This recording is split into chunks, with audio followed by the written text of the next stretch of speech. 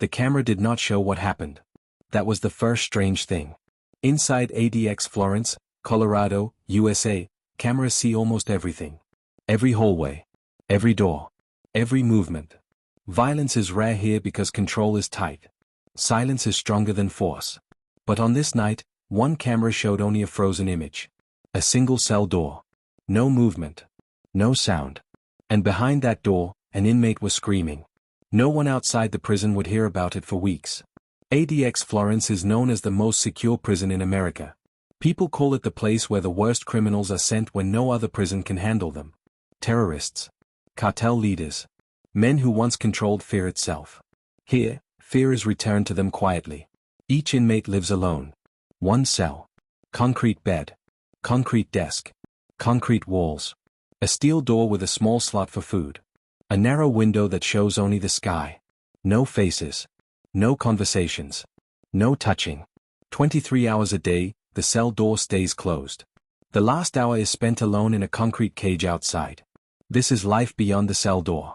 Or at least, that is what the official rules say. But recent inmate complaints, sealed court papers, and unanswered questions suggest something else may be happening inside ADX Florence, things the public rarely sees. The night the camera froze, the inmate inside the cell was Ethan Walker. Ethan had been transferred from Chicago years earlier. He was not known for violence inside ADX Florence. He followed rules. He ate his meals. He stood for count. He stayed quiet. That is how people survive here. Earlier that day, Ethan had spoken during a rare mental health check. The voice on the other side of the door asked the usual questions. "How are you feeling today?" "Fine," Ethan said. "Any trouble sleeping?" "No." "Any thoughts of harming yourself?" "No." The questions ended. But something was wrong. Ethan had not slept in days. The silence had become loud inside his head. His thoughts looped. His memories came and went. Sometimes he heard sounds that were not there. He did not report it. Reporting things in ADX Florence does not always change them. That night, the light stayed on as always. Ethan lay on the concrete bed staring at the ceiling. He tried to count breaths. He lost count. Then he heard it. A sound. Not inside his head. A low humming noise, like metal vibrating. He sat up. The sound stopped. Ethan told himself it was nothing. Then it started again. He stood and pressed his ear to the door. The hallway was quiet. No footsteps. No radios. Just the hum. His heart began to race. He stepped back, breathing fast. Then the sound changed. It became a whisper. Not words. Just noise shaped like a voice. That was when Ethan screamed. Not loud. Not long. But real. In the control room, a guard noticed something strange. One camera feed was frozen. It showed Ethan's cell door, perfectly still. No movement. That did not happen often. Another guard checked a second monitor. Normal. A third. Normal. Only one feed was frozen. Protocol was followed. Quietly. Carefully. Guards approached the cell. They did not run. Running causes panic. They did not shout. Shouting breaks control. They unlocked the door. Inside, Ethan was crouched in the corner, hands over his ears, eyes wide. He did not respond to his name. He did not look up. Medical staff were called. No alarms sounded. No other inmate knew. Ethan was removed from the cell, and the door closed again. The frozen camera feed was fixed. The hallway returned to silence. On paper, the incident was small. No violence. No injury. No damage. But weeks later, Ethan filed a complaint. That complaint would never be fully public. ADX Florence rarely appears in court documents. When it does, much of the information is sealed. Officials say this is for safety. Critics say it hides the truth. Ethan's complaint mentions sounds, lights, and disorientation. He wrote about losing time. About feeling watched even when no one was there. The court filing was sealed. The response from the prison was short. All procedures were followed. No further explanation. Ethan was returned to his cell days later. Same cell.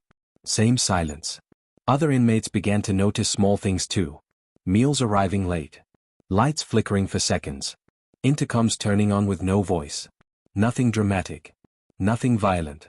But enough to raise questions. Another inmate, Carlos Mendoza, transferred from Los Angeles, stopped eating.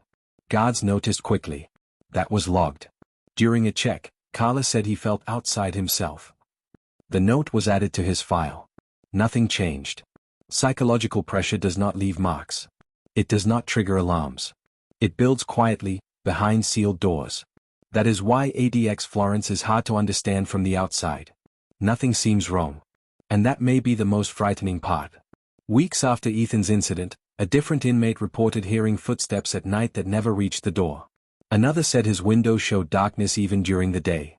Each complaint alone meant little. Together, they formed a pattern. Still, no answers came. Then one morning, the prison went into a partial lockdown. No announcement. No reason given. Guards moved more often.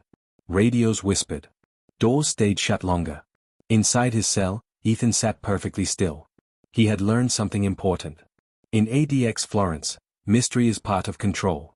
Not knowing is the pressure. And as the prison settled back into its perfect, quiet order, one question remained unanswered. If violence is rare and rules are strict, what exactly is happening behind the cell doors that no one is allowed to see? The partial lockdown did not come with an explanation. At ADX Florence, explanations were rare. Silence was the answer to almost every question. When Ethan Walker realized the prison had changed its rhythm again, he did not panic. Panic wasted energy. Panic brought attention. He had learned that the hard way. Instead, he listened. Meals arrived later than usual. Not late enough to report, but late enough to notice. The light outside his narrow sky window looked the same, but time felt stretched, thin, wrong. Inside ADX Florence, time is part of the punishment. Ethan sat on the concrete bed and pressed his palms together, grounding himself. He counted his breaths. 1, 2, 3. He stopped at 10 and started again. He had begun doing this after the night of the frozen camera. No one ever explained what happened. No one ever apologized.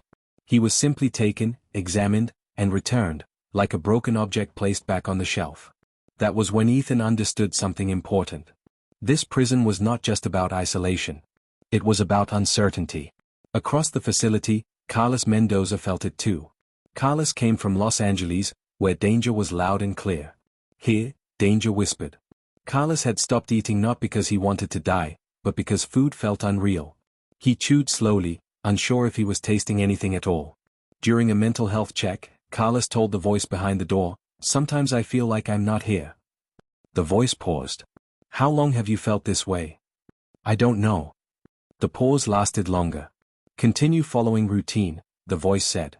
Routine was the cure for everything at ADX Florence. Or so the rules claimed. Carlos returned to his concrete bed and stared at the wall. He tried to remember the sound of traffic. He remembered the idea of it, but not the sound itself. That scared him. Ethan began to notice patterns. On some nights, the hallway felt alive, footsteps, faint movement, distant clicks. On other nights, it felt dead, like the prison itself had stopped breathing.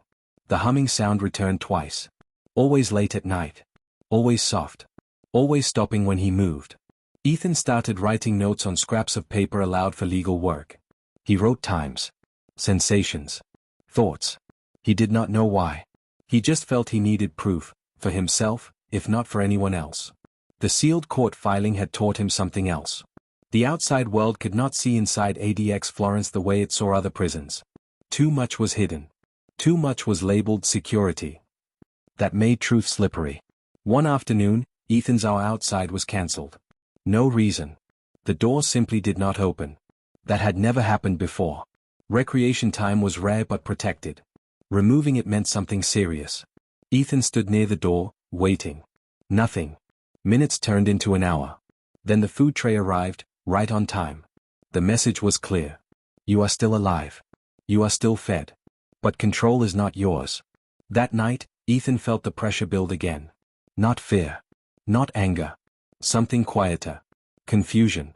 Confusion breaks people slower than pain. Elsewhere in the prison, an inmate from New York City named Samuel Price experienced something worse. Samuel had been in ADX Florence for over a decade. He had learned how to survive the silence. He had learned how to make his mind smaller, quieter. Then, without warning, the intercom in his cell turned on. No voice. Just static. It stayed on for 30 seconds. Then it turned off. Samuel sat frozen long after. Intercoms do not turn on by themselves. That incident was logged. The explanation was technical. System error. Samuel did not believe it. Neither did the lawyer who later filed a sealed complaint on his behalf. The sealed filings began to stack up. Complaints about sleep loss. Complaints about sound disturbances. Complaints about lights behaving oddly. None of them described violence. None of them described abuse. That made them easy to dismiss. But together, they told a different story. A story about a place so controlled that even small changes felt like attacks. One night, Ethan dreamed he was talking to someone. He woke up with his mouth open, mid-sentence. He could not remember what he had been saying. He pressed his hand to his chest and felt his heart racing. The humming sound returned. Closer this time. Ethan stood slowly, careful not to move too fast. He whispered, "Hello?" No answer. Then, from far down the tier, he heard it. A yell. Short. Sharp. Cut off quickly. Guards moved fast. Doors opened and closed. Radios whispered. Shoes scraped concrete. Ethan stepped back from the door, his hands shaking. This was not routine. This was response. The next morning, breakfast arrived early. Too early. The tray slid in smoothly.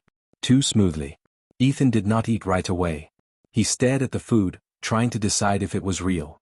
That thought alone terrified him. Carlos Mendoza was removed from his cell that same morning. Not during count. Not during recreation. Between routines. No one saw him leave. No one heard anything. Later, his cell door closed again. Empty. Carlos would return days later, quieter than before. ADX Florence returned to normal on paper. Recreation resumed. Meals stayed on schedule. Lights behaved. But something had shifted inside the men locked behind the doors. They trusted their senses less. They trusted the silence even less. Ethan stopped writing notes. He was afraid they might disappear. Or worse, that they might be used against him. Samuel Price stopped sleeping entirely. Carlos Mendoza stopped speaking during checks. Violence was still rare. Rules were still followed. But the prison felt heavier. Like it was testing something.